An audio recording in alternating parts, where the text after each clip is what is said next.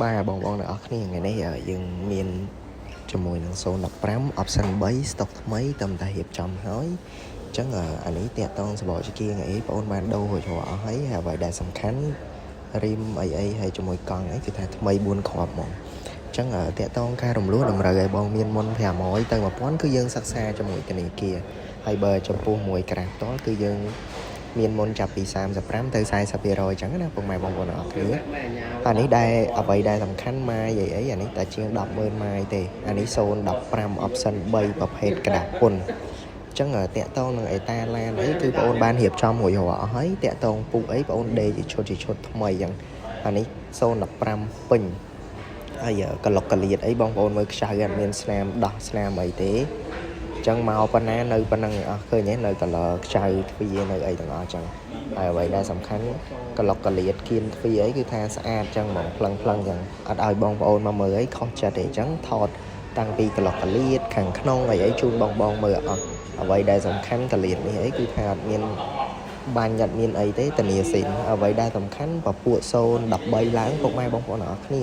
គឺលែងមានលេខតួអីគឺយើងមានលេខតែលេខជាប់តួមួយមកស្លាក់ទេអញ្ចឹងទូតាមទ្វាអីគឺលែងមានទេចាប់ពី013ឡើងណាពុកម៉ែបងប្អូនអរគ្នាអានេះស្កុតតាគៀស្កុតទ្វាអីគឺយើងមានមួយសេតហើយអ្វីដែលសំខាន់ក៏មាន VIP អីបងប្អូនបានរៀបចំមួយរាល់អស់ហើយ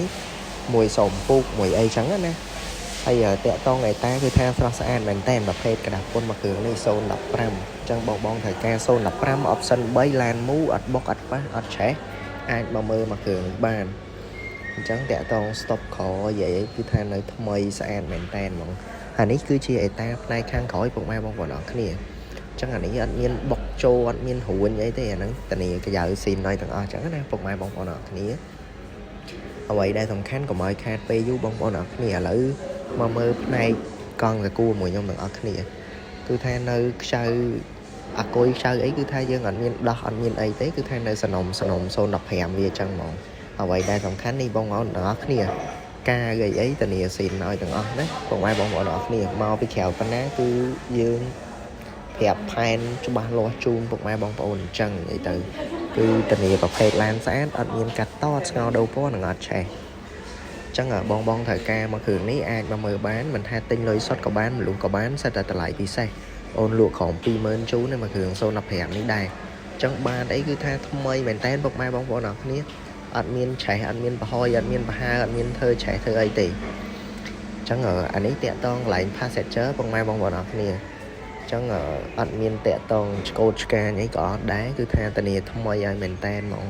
ចឹងអានេះនៅពេលដែលបងយកទៅបងអូននៅ free UV កុំប្រែតាប់ឡូជូនបងមួយសែតទៀតហើយនឹងបិទតទឹកឲ្យបងប្អូនមកជុំឥឡូវបងប្អូនមកមើលផ្នែកប្លុកម៉ាស៊ីនមួយខ្ញុំទាំងអស់គ្នានេះបងប្អូនទាំងអស់គ្នាតាក់តងនឹងខ្ចៅអាងម៉ូទ័រអីគឺថានៅ7ពណ៌ហ្មងឡាននេះ